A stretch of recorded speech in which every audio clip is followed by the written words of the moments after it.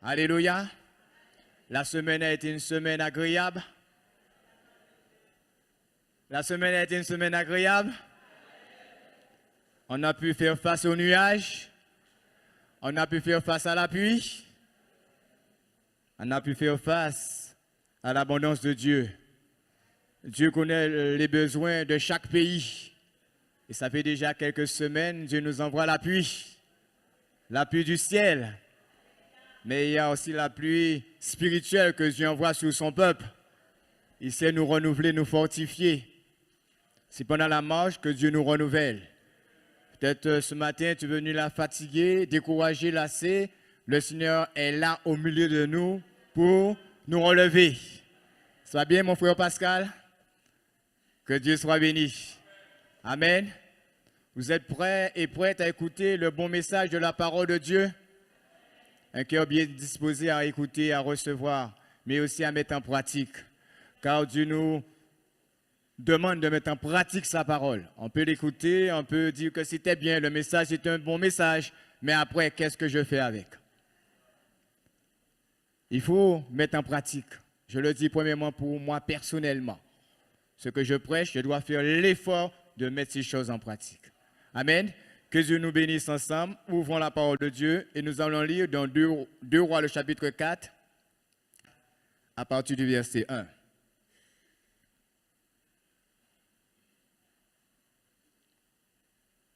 2 Rois, le chapitre 4, à partir du verset qui nous dit: Une femme d'entre les femmes des fils des prophètes cria à Élisée en disant: Ton serviteur, mon mari, est mort, et tu sais que ton serviteur craignait l'Éternel. Or, le créancier est venu pour prendre mes 2 enfants et en faire ses esclaves. Élisée lui dit: Que puis-je faire pour toi? Dis-moi, qu'as-tu à la maison? Elle répondit: Ta servante n'a rien du tout à la maison qu'un vase d'huile. Il dit: Va demander au dehors des vases chez tous tes voisins, des vases vides. N'en demande pas un petit nombre. Quand tu seras rentré, tu fermeras la porte sur toi et sur tes enfants. Tu verseras dans tous ces vases et tu mettras de côté ceux qui seront pleins. Alors, elle le quitta. Elle ferma la porte sur elle et sur ses enfants, et lui présentèrent les vases, et elle versait. Lorsque les vases furent pleins, elle dit à son fils: Présente-moi encore un vase.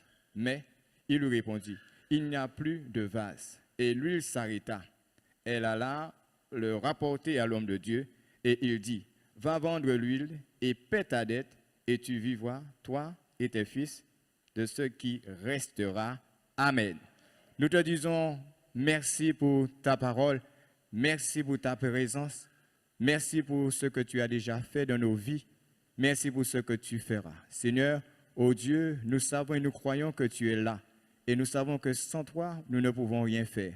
Nous voulons pleinement compter sur ta grâce, compter sur l'inspiration, la présence de ton esprit, afin que là encore, Saint-Esprit, comme nous l'avons chanté, s'ouvre sur nous et révèle-toi, car nous avons besoin encore que tu puisses nous révéler notre cœur, ô Dieu, les choses qui sont cachées, que tu puisses mettre ces choses à nu, afin que nous puissions te ressembler. Car, Seigneur, nous savons et nous croyons que tu prépares ton peuple à ton avènement, et nous savons que les signes nous font comprendre que tu reviens bientôt. Que ce matin, que nous puissions repartir avec encore ta paix, avec ta joie, que nous puissions repartir plus que vainqueurs. Nous te bénissons pour l'assistance de ton esprit. Merci pour chacun de nous ici présents, Père, au nom de Jésus.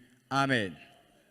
Le titre de mon message: Dieu sait combler l'être humain. Amen. Dieu sait combler l'être humain. Alléluia. C'est vrai, bien-aimés, nous pouvons dire cela avec beaucoup de conviction et de réalité. Parce que nous avons expérimenté ces choses dans notre vie. S'il fallait ce matin rendre témoignage à ce que Dieu a déjà fait dans nos vies, peut-être le temps va manquer. Mais nous savons que le Seigneur, il nous a comblés. Alléluia. Il nous enrichit de toutes sortes de bénédictions. Et là, nous allons voir une femme, Dieu a comblé cette femme mais il a fallu tout un cheminement. Et là, qu'est-ce que la Bible dit de cette femme? Cette femme, une femme d'entre les femmes des fils des prophètes, criant à Élisée. Une femme des fils des prophètes cria à Élisée. Et quel a été le cri? En disant, ton serviteur, mon mari, est mort. Tu sais que ton serviteur craignait l'Éternel. Elle partage à Élisée. Élisée, si nous connaissons la Bible, c'était l'un des plus grands prophètes en Israël. Et à travers ces versets, ces quelques versets, nous allons voir qu'Élisée est presque le type de Jésus. De la façon que nous allons partager ces quelques versets, nous pouvons dire qu'Élisée ressemble un peu à Jésus-Christ sur ce que nous allons partager. Prophète, il y a eu beaucoup de prophètes. Prophète, Jésus-Christ est le plus grand des prophètes parmi tous les prophètes. Alléluia. Il est venu en tant que prophète. Et un jour, une femme samaritaine, une prostituée, lorsque Jésus a révélé à cette femme sa vie, son cœur, cette femme a dit réellement, tu es le prophète. Elle a réalisé que Christ est le prophète par révélation de sa vie. Comme pour dire, c'est vrai, nous savons c'est le grand prophète. Et tout ce que Jésus a prédit dans la Bible, ces choses vont se réaliser avec le temps. Amen. Ces choses vont se réaliser avec le temps. Lorsque nous lisons Matthieu 24, nous voyons Jésus est en train de dire, il y aura des famines, il y aura la guerre. Est-ce que nous ne vivons pas ces choses, bien-aimés? Nous vivons ces choses. Le prophète avait déjà parlé. Et ces choses, nous sommes en plein dans ces choses. De l'accomplissement de la parole de Dieu. Parce que lorsque Dieu dit quelque chose, lorsque Jésus dit quelque chose, la chose va se réaliser toujours. Alléluia. Alors, elle raconte à Élisée, ton serviteur, mon mari, est mort. Et tu sais que ton serviteur craignait l'Éternel. Amen. Elle a perdu son mari. On peut imaginer la souffrance, le deuil, la peine, un cœur gros. Lorsqu'on perd quelqu'un, vous savez ce qui se passe. Intérieurement, physiquement, moralement, on est abattu. Et là, nous pouvons considérer qu'elle a expérimenté toutes ces choses. Mais ce qu'elle précise, elle dit, ton serviteur, mon mari, est mort, tu sais que ton serviteur craignait l'Éternel. Voilà une femme qui rend un bon témoignage de son mari. Son mari craignait l'Éternel. Oh, bien-aimé, lorsqu'on a un mari à côté de soi qui craint l'Éternel, c'est une joie. C'est une joie, mais bien-aimée, sœur, lorsqu'on a un mari, peut-être tu n'as pas encore un mari, mais le jour que tu auras un mari et tu sais que ton mari craint Dieu, c'est une joie pour toi. C'est un réconfort pour toi. C'est une paix pour toi. C'est une tranquillité pour toi. Tu te sens en repos. Tu ne doutes pas de lui parce que tu sais qu'il craint Dieu. Même si qu'il est au travail, il y a des, comment dirais-je, il y a des ronces, il y a des épines, il y a la tentation là, mais tu sais que ton mari craint l'Éternel. Tu n'as rien à craindre. Alors si je sais que mon mari craint l'Éternel, à quoi bon manifester de la jalousie? Mon mari ne peut pas même parler s'il parle-tu déjà aux aguets pour savoir qu'est-ce qu'il dit, qu'est-ce qu'il ne dit pas. Il y a des femmes qui sont comme ça. Je comprends lorsqu'on aime, on aime. Mais lorsque je sais que mon mari craint l'Éternel, je n'ai rien à craindre. Je suis dans la paix. Et nous pouvons considérer que cette femme-là, elle était dans la paix. Parce qu'elle savait que son mari avait la crainte de Dieu. Et parfois c'est le contraire, bien-aimé. Mon mari n'a pas la crainte de Dieu. Et pourtant, je prie pour lui afin que Dieu puisse le relever, mais il n'entend rien. Il est axé toujours sur les choses du monde. Il prend plaisir toujours dans les choses du monde. Lorsqu'on est en face d'un tel mari, il faut prier pour ce mari-là. Et je crois que Dieu est capable de changer ce mari-là. Alléluia. J'ai vu des sœurs, leur mari laissait à désirer. Ce n'étaient pas des hommes affermis. Et ils ont payé le prix dans la prière, dans le jeûne, dans l'exhortation. Et Dieu a fait le nécessaire. Les chaînes sont tombées, les barrières sont tombées, la chair a pris un coup. Et ces hommes sont devenus des hommes de Dieu, remplis du Saint-Esprit, qui craint Dieu et qui a amené la paix, la joie dans le cœur de leurs femmes. Lorsqu'une femme ne s'épanouit pas à l'église parfois, il faut regarder le mari. On dit parfois lorsqu'un mari ne s'épanouit pas, il faut regarder la femme, mais lorsqu'une femme ne s'épanouit pas au sein du peuple de Dieu, il faut regarder le mari. Le mari doit avoir un impact sur sa femme. Amen. À travers sa crainte envers l'Éternel. Et nous pouvons dire que cette femme était heureuse parce qu'elle pouvait librement dire à Élisée que son mari craignait l'Éternel, comme Job, la Bible nous dit, c'est un homme qui craignait Dieu. À côté de sa femme, Job craignait l'Éternel plus que jamais. Alléluia. Comme pour dire, mon frère, continue à craindre l'Éternel, afin que l'Éternel puisse faire de toi encore cet instrument béni pour ta femme, mais aussi pour l'Église, aussi pour ce monde. Amen. Mon mari craignait l'Éternel. Or, le créancier est venu pour prendre mes 2 enfants et en faire ses esclaves. Or, le créancier est venu pour prendre mes 2 enfants et en faire ses esclaves. Elle a déjà perdu son mari et voici le créancier arrive pour prendre ses 2 enfants. Ce n'est pas évident. Je suis venu prendre vos enfants pour être esclaves. Parce que pourquoi? Cette femme avait des dettes. Et là, pour compenser, il fallait prendre ces 2 enfants-là pour compenser. Il y avait de quoi encore augmenter sa tristesse. Il y avait encore pour augmenter sa souffrance. Nous devons toutes ces choses, bien-aimés, lorsque nous souffrons, le grand prophète, il est là. Alléluia. Pour nous donner la solution, pour venir à notre secours. Et nous voyons, lorsqu'elle dit, oh, le créancier est venu pour prendre mes 2 enfants et en faire ses esclaves. C'est vrai, peut-être le mari avait laissé de l'argent. Et avec le temps, l'argent s'est épuisé. Il n'y avait rien. Alors la dette est montée. C'est vrai, nous pouvons faire des dettes. Parce qu'il faut faire des dettes, parce qu'on doit payer ici, on doit payer ça. La dette de la maison, la dette de la voiture, ce sont des dettes qui sont très utiles. N'est-ce pas vrai? Mais il y a des dettes aussi, bien aimés, c'est la vanité. On s'est endetté parce qu'il y a eu de la vanité. On s'est endetté parce que la voisine a acheté ça ici, alors moi aussi il faut que j'achète cela, alors je vais m'endetter. Dieu ne nous demande pas, bien aimés, enfants de Dieu, de nous endetter inutilement. Il faut avoir de la sagesse, de l'intelligence. Un enfant de Dieu doit avoir la sagesse. Et la sagesse veut que nous puissions réfléchir avant de faire les choses. Parfois, il n'y a pas de on ne réfléchit pas, on se lance. On dit Dieu connaît toutes choses.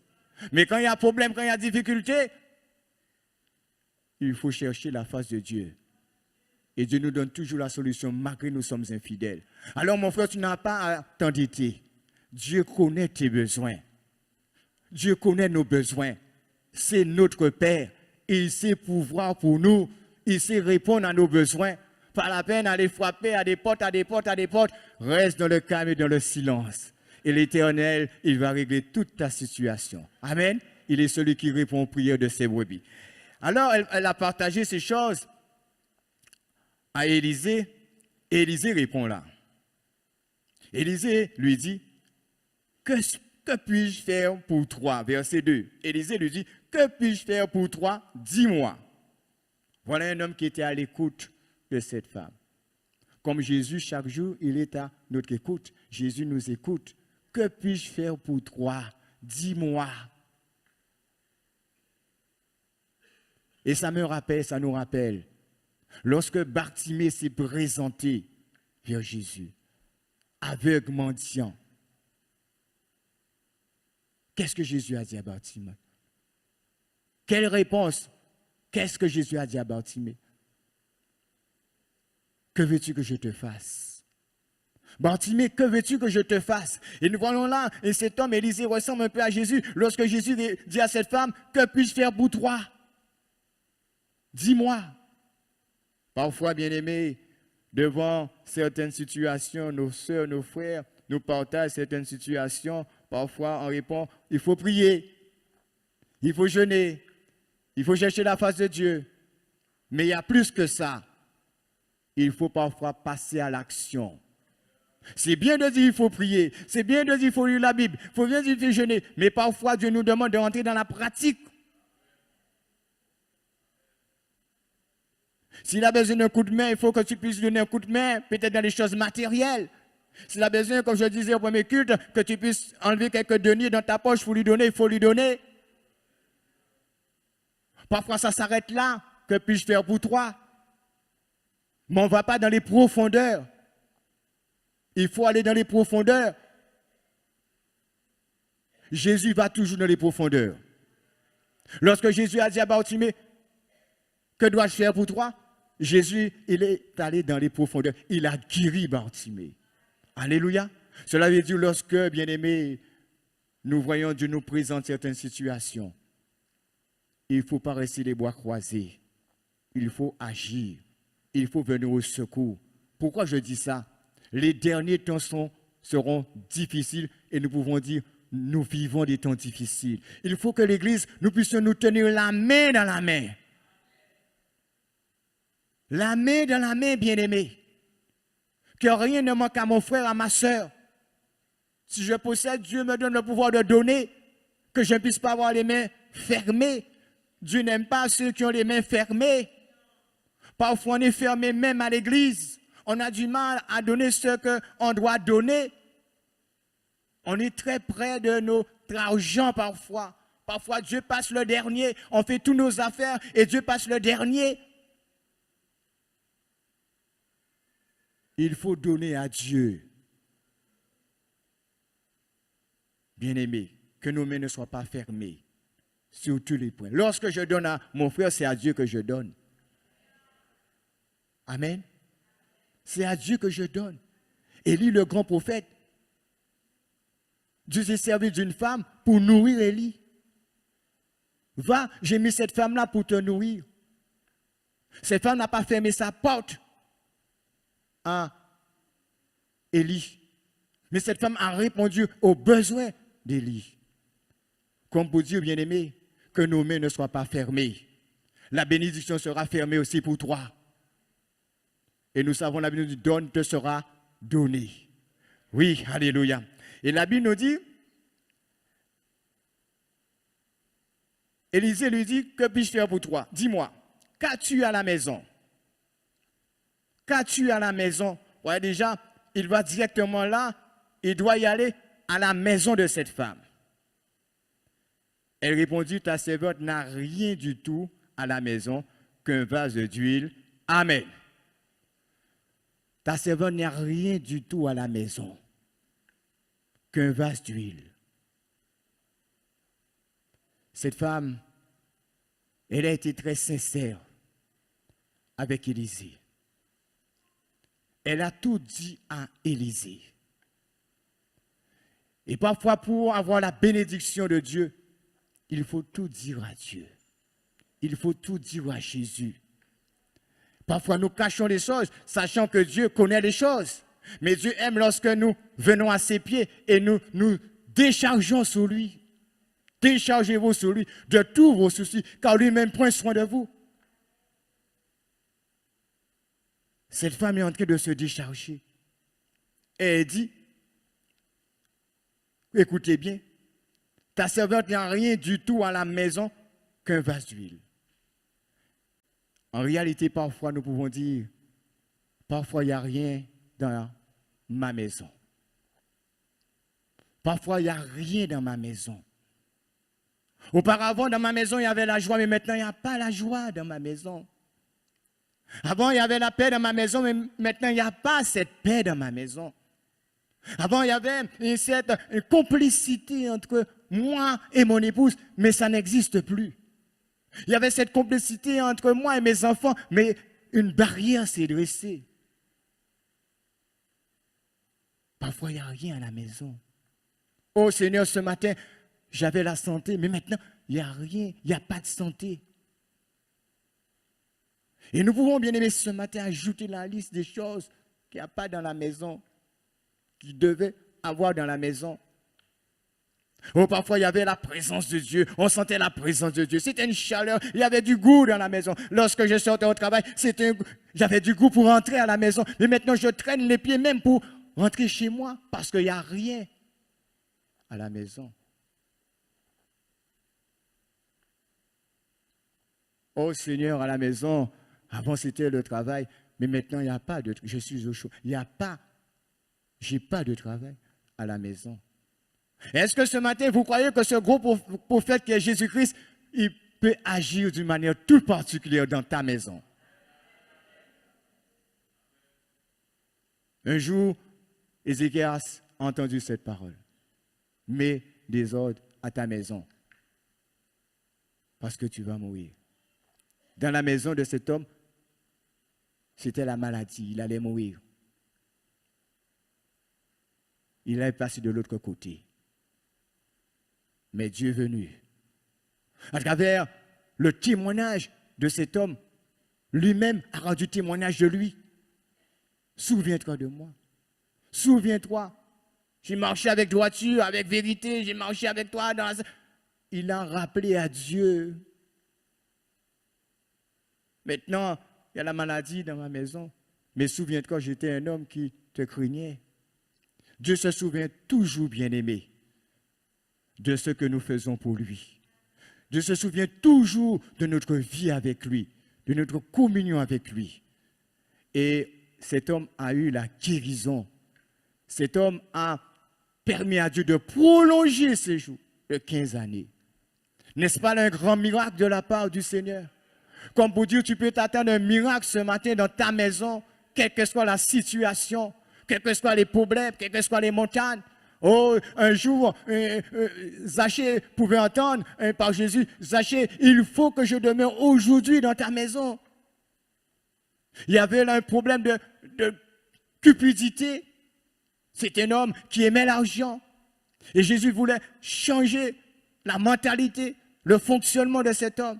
Voulait le délivrer de ces choses. Et permettre que le plein salut puisse rentrer dans sa maison. Parce que dans ma maison, l'essentiel, c'est d'avoir la conviction, d'avoir cette conviction que Jésus m'a pardonné de mes péchés et que j'ai la vie éternelle. Le salut est entré dans ma maison. Alléluia. Car nous pouvons vouloir avoir beaucoup de choses, des meubles, des trucs comme ça dans notre maison, mais on n'a pas cette conviction de chercher le royaume des cieux, sa justice, pour avoir le plein salut. Cet homme, Christ lui a donné le plein salut. C'est ce qu'il avait besoin dans sa maison. Peut-être ce matin, tu dis en toi-même, c'est vrai, j'ai tout, mais il me manque le plein salut. Christ peut te donner le salut d'une manière toute particulière, parce qu'il a été à la croix, c'était pour ça, pour te donner le plein salut. Alléluia. Alors, elle commence. Alors, nous pouvons continuer. Alors, elle répondit, ta servante n'a rien du tout à la maison qu'un vase d'huile. Verset 3. Et il dit, va demander au dehors des vases chez tous tes voisins et des vases vides. Ne demande pas un petit nombre. Amen.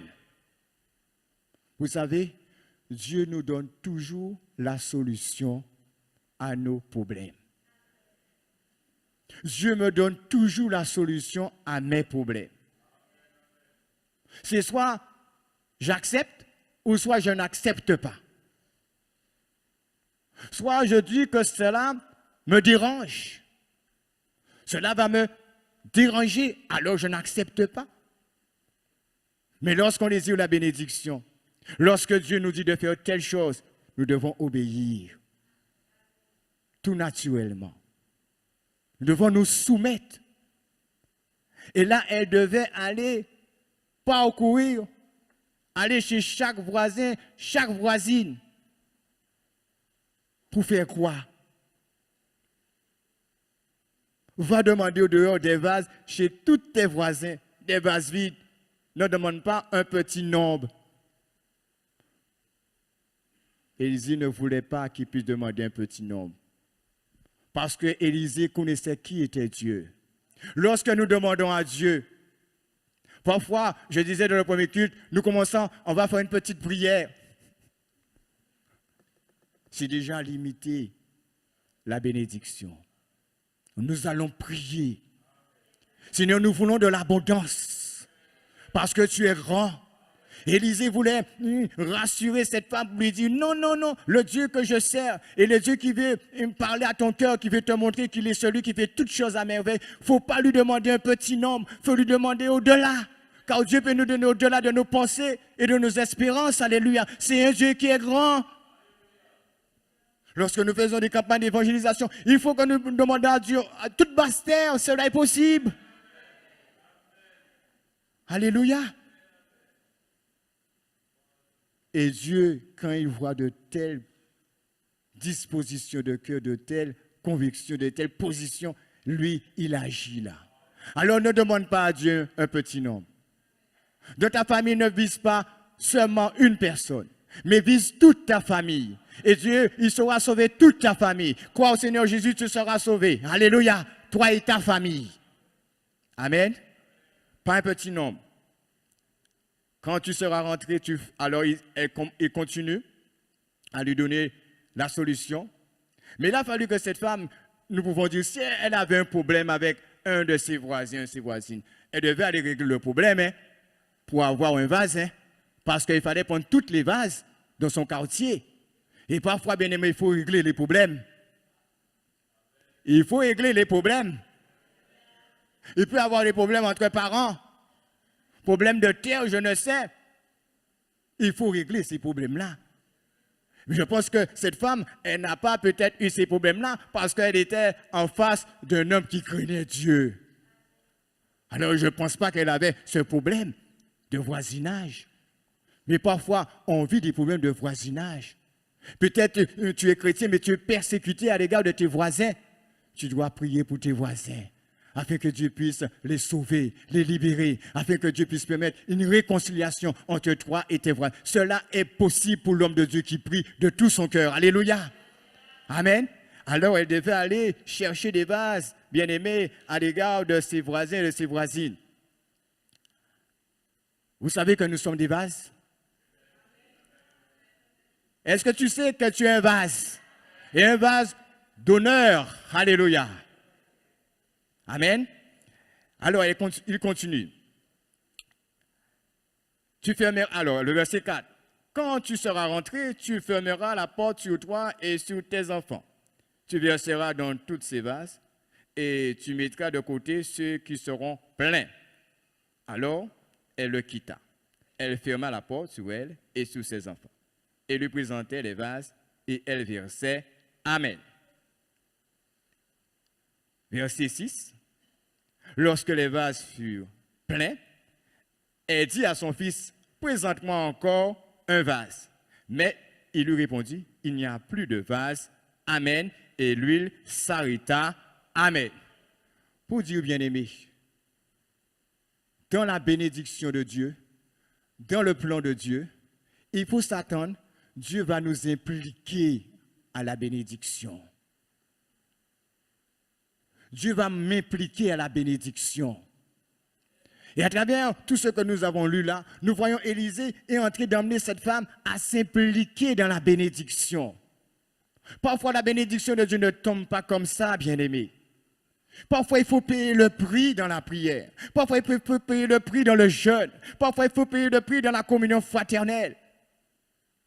Je prenais l'exemple ce matin, vous voyez les musiciens, ils sont venus là ce matin, mais depuis samedi, hier après-midi, ils ont payé le prix pour s'entraîner, pour venir là, pour que la bénédiction puisse découler sur chacun de nous dans la louange, dans l'adoration vers notre Dieu.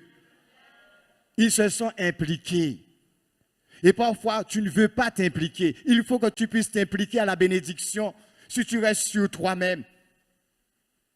Comme on dit, il faut que tu puisses te donner de tapes parfois. Amen. Tu es trop sur toi-même. Il ne faut pas attendre que ça va venir comme ça. Il faut payer le prix. Jésus lui-même, le grand prophète, il a payé le prix. Alléluia. Pour nous sauver. Il a fallu qu'il puisse quitter le trône. Il pouvait rester, mais il a accepté de quitter le trône. Dieu pouvait, au temps du ciel, faire ce qu'il a à faire avec nous, parce qu'il a tout pouvoir sur tout être humain. Mais Jésus a accepté de payer le prix. Jésus est un exemple pour nous. Il s'est impliqué dans la bénédiction pour nous. Il faut que tu t'impliques. Il ne faut pas que tu sois à l'écart, un vase qui ne sert à rien. Il faut que tu sois utile pour que la bénédiction découle sur toi, sur tes parents et sur l'Église. Alléluia. Alors, Élisée voulait montrer à cette femme, il faut que tu t'impliques. Alors, elle a été prendre des vases.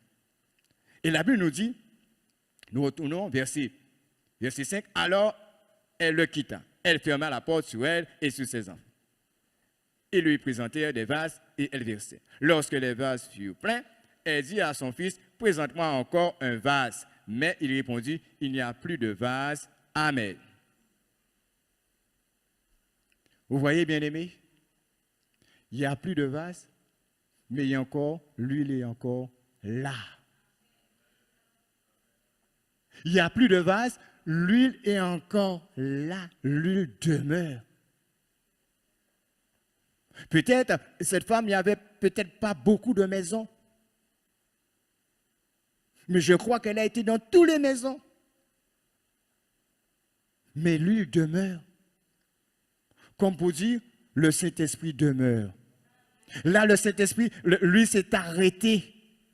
Et lui, c'est le symbole du Saint-Esprit. Mais le Saint-Esprit ne s'est pas arrêté, bien-aimé, de nos jours. Jésus baptise encore de l'Esprit. Jésus remplit encore du Saint-Esprit. Et peut-être tu as soif, tu as faim du baptême du Saint-Esprit. Si tu crois ce matin que l'Esprit ne s'est pas arrêté, Christ peut te baptiser du Saint-Esprit ce matin pour être utile à lui. Amen. Est-ce que c'est ton désir ce matin de faire l'expérience du baptême du Saint-Esprit? Parce que, vous savez, lorsque la Bible nous dit, voici les miracles qui accompagneront ceux qui ont cru. En mon nom, ils chasseront les démons et ils parleront des nouvelles langues. Amen. Ils parleront des nouvelles langues. Je puisse t'encourager ce matin. Tu es un vase, tu dois être rempli du Saint-Esprit. Ta coupe doit être une coupe qui déborde ce matin. Et parfois, nous sommes des vases, mais nous ne sommes pas remplis du Saint-Esprit. Oh, pour un travail efficace et pour l'œuvre de Dieu, nous devons être remplis du Saint-Esprit. Alléluia. Parce que Christ nous envoie, mais avec la puissance du Saint-Esprit. Amen. C'est vrai, je peux avoir cette liberté de parler de Dieu sans la puissance du Saint-Esprit, mais lorsque je suis rempli, je suis pas comme je voudrais être, mais le Seigneur m'emmène encore à faire d'autres expériences avec lui. Alléluia. Lorsque je parle de Jésus, ce n'est pas moi qui va parler, mais c'est Christ qui va parler. Et les âmes, ils vont passer des ténèbres à son admirable lumière. Tu es un vase ce matin, tu dois être rempli du Saint-Esprit. Amen. Que Dieu soit béni. L'Esprit s'est arrêté là, mais avec Christ, l'Esprit ne s'arrête pas. Amen. Le verset 7. Elle alla le rapporter à l'homme de Dieu. Et il dit, va vendre l'huile et paie ta dette, et tu vivras, toi et tes fils, de ce qui restera. Amen. Elle alla le rapporter à l'homme de Dieu. Et il dit, va vendre l'huile et paie ta dette. Amen. Nous pouvons considérer cette femme au départ, elle ne travaillait pas. N'est-ce pas vrai? N'est-ce pas vrai? Nous pouvons considérer qu'au départ, que cette femme ne travaillait pas. Et maintenant, à travers les circonstances, elle est devenue vendeuse d'huile. Pour dire parfois, bien-aimé, on ne comprend pas toujours le plan, le dessein de Dieu pour nous. Parfois, nous sommes en train de murmurer, nous sommes en train de nous plaindre, nous sommes en train de mettre la main à la charrue. Nous sommes en train de manquer de foi. Nous sommes en train d'aller frapper à toutes les portes. On ne réalise pas que Dieu a un plan pour nous, un dessein pour nous. Par le chemin, il est en train de nous faire passer. Cette femme qui n'était pas vendeuse, et maintenant elle est devenue une femme, une commerçante. N'est-ce pas merveilleux, bien-aimé? Et comme cet homme, Joseph ne savait pas tout le plan de Dieu pour lui. Mais à travers toutes ces tribulations qu'il a reçues, toutes ces peines, Joseph s'est trouvé un jour le premier ministre du roi. Il a accepté de passer le chemin sans murmurer, sans se plaindre devant Dieu. Il a accepté. Tu dois accepter, mon frère, ma soeur, le chemin où Dieu te fait passer. Quel que soit le chemin. Parfois, c'est un chemin terrible. Parfois, on dit, mais Seigneur, mais pourquoi tu permets telle chose? Mais vous savez une chose, Dieu ne donne pas au-delà de nos forces. tout ce que Dieu peut te donner, tout ce que Dieu peut me donner, tout ce que Dieu peut donner à l'église, Dieu sait qu'on pourra supporter la chose. Alléluia. Tu dois considérer. Et cette femme, jusqu'à maintenant, elle a considéré. Et maintenant, elle se voit vendeuse d'huile. Alors, elle peut avoir de l'argent pour pouvoir avoir ses besoins. Amen. Mon frère, ma soeur, le Seigneur a un plan pour toi. Accepte ce qu'il veut pour toi. Et tu verras sa gloire se manifester dans ta vie. Oh, tu me dis, mon frère, ça fait longtemps que je prie, ça fait des années que je te prie pour telle situation. Dieu sait à quel moment agir. Ce matin, un frère me partageait une expérience. Je dis, frère, tu vois, tu as laissé Dieu conduire toutes choses. Et voilà le résultat maintenant. Voilà le résultat. Il a laissé Dieu conduire ce qu'il vivait. Il n'a pas dit, Seigneur, mais je ne comprends pas, mais pourquoi tu permets ça?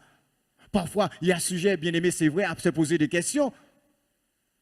Mais je dis toujours, lorsque Dieu nous demande de faire quelque chose, nous savons que c'est Dieu qui nous demande de faire la chose. On doit faire la chose, bien aimé, dans la foi. Seigneur, c'est toi, alors par la foi, j'agis. Oui, tu vas me dire, mais mon frère, il faut avoir une sagesse quand même. Oui, il faut avoir la sagesse. La foi est liée avec la sagesse. La sagesse est liée avec la foi. Mais je sais que c'est Dieu qui me demande de faire telle chose, alors j'agis par la foi. Je ne fais pas comme Naaman. Naaman, au début, n'a pas obéi. Lave-toi 7 fois dans le Jourdain et tu seras guéri. Il a contesté. Il a dit non, c'est pas possible, c'est pas ça que je veux. Je veux que Élisée même puisse se présenter, m'imposer les mains. Je ne veux pas aller me laver 7 fois dans le Jourdain. Pourquoi le Jourdain? Il y a d'autres fleuves. Mais il a été repris par ceux qui étaient à côté de lui. Il est entré en lui-même. Il a dit, je veux me débarrasser de cette lèpre. Parce que je suis malheureux de cette lèpre, de cette maladie. Je vais être libéré. Lorsqu'on veut être libéré, bien-aimé, de la maladie, lorsqu'on veut être libéré d'une souffrance, bien-aimé, qu'est-ce qu'on n'accepte pas venant de la part de Dieu? Nous devons accepter tout ce que Dieu nous propose. Parfois, Dieu peut nous dire tout simplement, je ne te demande pas d'aller te laver 7 fois dans le Jourdain, mais je te demande tout simplement d'aller te réconcilier avec ton frère, d'aller te réconcilier avec ta sœur, d'aller te réconcilier avec tes enfants, parce que tu as fait du mal, tu as créé une souffrance, tu as enlevé la joie, va te réconcilier. Et là, je dois obéir. Je ne dois pas contester, chercher des excuses. Et parfois, on cherche des excuses. Mais elle m'a dit ça, mais elle m'a fait ça. Mais c'est toi que Dieu parle. Dieu te dit d'aller te réconcilier. Naaman a contesté. Lorsque Naaman a réalisé qu'il va rester avec sa lèpre, il a dit non, je vais obéir à l'exhortation. J'irai. Il a été se laver. Il a été guéri. Alléluia. Alléluia, bien-aimé. Quel exemple dans la Bible. L'obéissance. Cette femme a été obéissante à Élisée, à la lettre. Et la Bible nous dit, bien-aimé, lorsque nous continuons, et lui s'arrêta, elle alla le rapporter à l'homme de Dieu, et il dit, va vendre l'huile et paie ta dette, et tu vivras, toi et tes fils, de ce qui restera. Amen. Paie ta dette. Va vendre l'huile afin de payer ta dette. Afin que tu sois libéré. Afin qu'on ne puisse pas te prêter du droit. Cette dame-là ne paie pas. Elle a beaucoup de dettes. Afin que tu puisses, dans ta conscience, être tranquille. Afin que tu puisses dormir tranquille que tu ne dois pas. Va avant ce que tu dois. Avec cet argent-là, paie tes dettes. Vous savez une chose, bien-aimés, nous pouvons dire en application, de nos jours que nous vivons, pas question d'aller vendre de l'huile pour que nos dettes soient pardonnées, pour que nous puissions être libérés de nos péchés. Pas question de faire de pèlerinage, de sacrifice, parce que Christ, il a payé notre dette. Christ a payé ta dette. Par son sacrifice, il s'est donné à la croix. Le châtiment qui nous donne la paix est tombé sur lui. Et c'est par ces meurtrissures que nous sommes guéris. Nous sommes guéris intérieurement. Nous sommes guéris dans nos pensées. Nous sommes guéris dans notre esprit. Nous sommes guéris dans notre âme. Alléluia. Par ces meurtrissures. Et peut-être ce matin, tu as besoin d'être guéri dans ton intérieur qui te fait mal. Pas question. Peut-être c'est ton habitude, peut-être d'aller sur, je ne sais, apporter des bougies, se prosterner devant des bougies, afin que Dieu puisse répondre à tes besoins. Non, pas question de faire de telles choses. Christ a déjà payé le prix. Alléluia. Pour te libérer, pour me délivrer, pour nous rendre plus que vainqueurs. Et vous remarquez bien, bien aimé, cette femme a eu un reste. Alléluia. Elle a eu l'abondance, comme nous avons dit au début. Dieu s'est comblé chaque être humain. Ça nous rappelle, bien-aimés, lorsque Jésus avait multiplié les pains, il y a eu un reste. Jésus a dit à la foule, ne perdez, que rien ne se perde. Il y a eu au-delà. Mon frère, ma soeur, Christ peut te donner au-delà ce matin à la mesure que tu puisses être dans les conditions. Cette femme était dans les conditions. Alléluia. Ce soir, ce matin, tu peux dire, effectivement, j'ai besoin de ce salut. Il peut te donner ce salut ce matin. Si c'est le cas, le Seigneur est là pour te donner ce salut. Peut-être dans ta maison, c'est le trouble. Il peut venir réparer le trouble. Nous allons nous courber et réclamer à Dieu sa grâce ce matin sur chacun de nous. Y a-t-il des maisons ce matin où ça ne va pas? Sans honte, sans timidité. Le Seigneur veut passer dans chaque maison ce matin afin de réparer chaque cas ce matin. Qu'est-ce qu'il peut faire pour toi ce matin dans ta maison? La question t'est posée ce matin. Peut-être tu veux être renouvelé dans le baptême du Saint-Esprit. Dans ta maison, il va le faire. Je demande à tous ceux qui reconnaissent que ce matin, leur maison n'est pas agréable à Dieu. Le Seigneur veut renouveler ta maison ce matin et te donner la bénédiction ce matin. Mon frère, ma soeur, le Seigneur t'interpelle. Dieu connaît nos maisons ce matin. Y a-t-il une maison parfaite ce matin? Y a-t-il une maison parfaite ce matin? S'il n'y a pas de maison parfaite, nous allons nous mettre ensemble tous debout. Et nous allons prier pour nos maisons. Alléluia. Nous allons prier pour nos maisons, tantôt d'une manière, tantôt d'une autre. Nous allons prier aussi. Amen. Afin que Dieu puisse passer dans nos maisons. Alléluia. Quelle que soit la situation. Jésus te pose la question, que veux-tu que je fasse pour toi dans ta maison? Peut-être tu es fatigué, tu es lassé, découragé. Peut-être financièrement, c'est le dépassement. Tu n'arrives pas financièrement. Peut-être c'est la maladie. Peut-être c'est le plein salut que tu mérites. Peut-être c'est un enfant rebelle. Peut-être c'est un mari rebelle. Le Seigneur veut passer ce matin.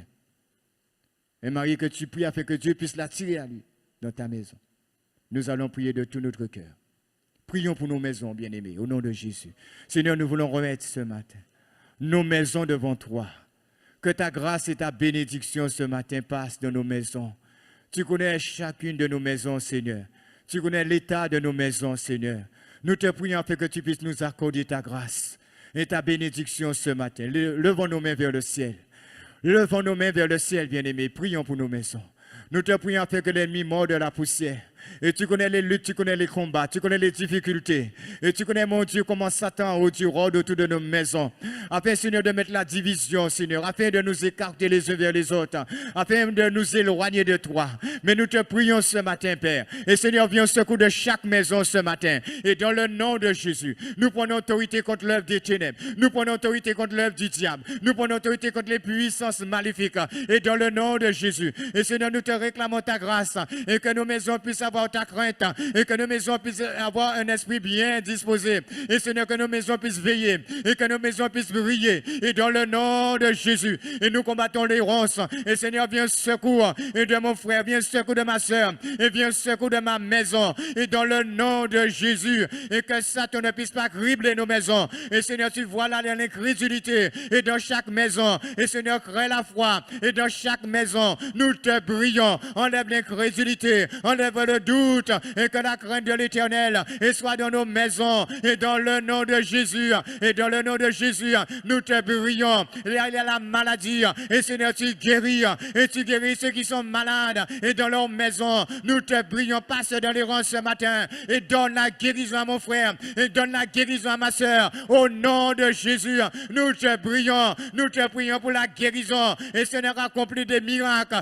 accomplis des prodiges et ce matin, nous te prions, nous te réclamons ta grâce au nom de Jésus. Renouvelle-nous et Seigneur, ceux qui ont besoin d'être baptisés et de ton esprit, et tu baptises ce matin, et tu baptises ce matin. Nous te prions, envoie ton esprit ce matin et réchauffe-nous le Saint-Esprit et Seigneur, inonde ce matin au nom de Jésus et ceux qui sont refroidis, nous te prions et viens les secourir et viens les inonder. Révèle-toi et dans le nom de Jésus, nous combattons Père et toute opposition au nom de Jésus et tu baptises mon frère et tu baptises ma soeur et tu roins ce matin et tu roins, alléluia, et Seigneur, entends nos cris et ton peuple te crie, nous voulons te crier et comme cette femme a crié à Élisée, nous crions le roi des rois, le grand prophète et passe dans les rangs et donne la solution à nos besoins et Seigneur, viens ce matin et nom de Jésus,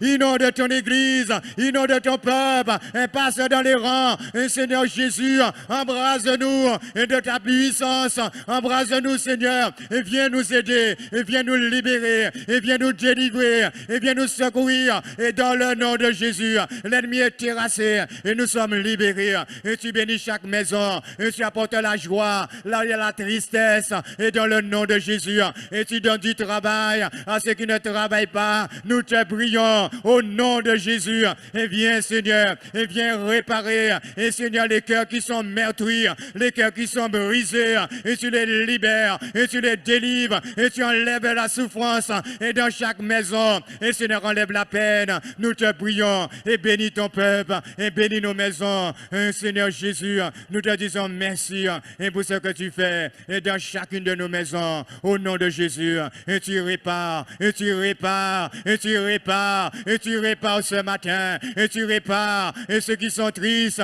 et tu les libères et Seigneur oh Jésus, nous voulons ta joie ce matin, inonde ton peuple, inonde-nous ce matin, merci Seigneur et quand tu nous bénis, merci Seigneur, merci parce que ce matin et tu pardonnes ce matin et Seigneur merci et quand tu as pris nos dettes et Seigneur pardonne ce matin et donne le plein salut, oh Seigneur Jésus, merci pour ta parole, au nom de Jésus, amen.